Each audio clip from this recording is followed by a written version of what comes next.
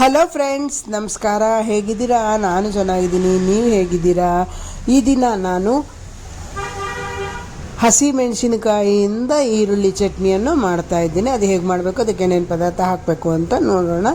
ಈ ವಿಡಿಯೋನ ನೋಡೋದಕ್ಕಿಂತ ಮುಂಚೆ ನನ್ನ ಚಾನಲ್ನ ಯಾರು ಸಬ್ಸ್ಕ್ರೈಬ್ ಮಾಡ್ಕೊಂಡಿರೋ ಅವರು ಸಬ್ಸ್ಕ್ರೈಬ್ ಮಾಡ್ಕೊಳ್ಳಿ. ಮೊದಲು ಮಿಕ್ಸಿ ಜಾರ್ ತೊಗೊಳ್ಳೋಣ. ಮಿಕ್ಸಿ ಜಾರ್ಗೆ ಹುಣಸೆ ಹಣ್ಣು ಒಂದೇ ಒಂದು ತೊಳೆಯಷ್ಟು ಹುಣಸೆ ಹಣ್ಣನ್ನು ಹಾಕ್ತಾಯಿದ್ದೀನಿ ಮತ್ತು ಸ್ವಲ್ಪ ಬೆಲ್ಲ ಹಾಕ್ತಾಯಿದ್ದೀನಿ.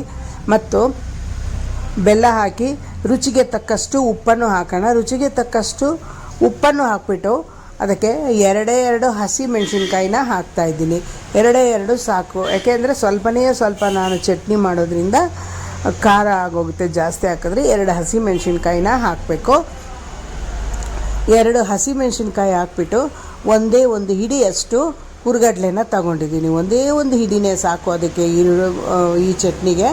ಈರುಳ್ಳಿ ಚಟ್ನಿಗೆ ಒಂದು ಹಿಡಿಯಷ್ಟು ಹುರ್ಗಡ್ಲೆ ಹಾಕ್ತಾಯಿದ್ದೀನಿ. ನಂತರ ಹಸಿ ಕೊಬ್ಬರಿ ಒಂದು ಹಿಡಿಯಷ್ಟು, ಅದು ಕೂಡ ಒಂದೇ ಒಂದು ಹಿಡಿಯಷ್ಟು ಹಾಕ್ತಾಯಿದ್ದೀನಿ.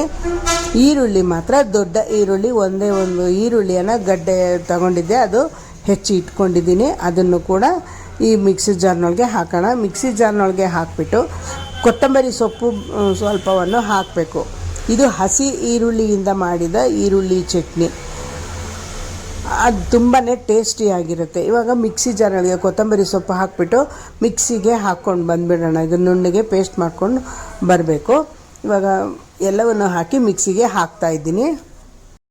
ಹಸಿ ಮೆಣಸಿನ್ಕಾಯಿಯಿಂದ ಹಸಿ ಈರುಳ್ಳಿ ಚಟ್ನಿ ರೆಡಿ.